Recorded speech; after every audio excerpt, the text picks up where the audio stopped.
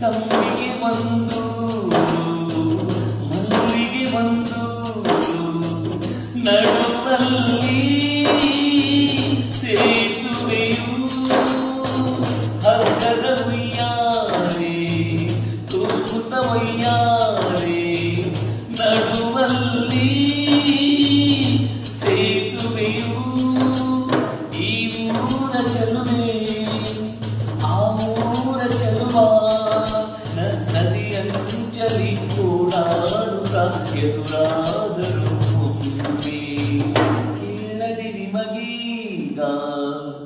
ದೂರದಲ್ಲಿ ಯಾರೋ ಹಾಡು ಹೇಳಿದಂತೆ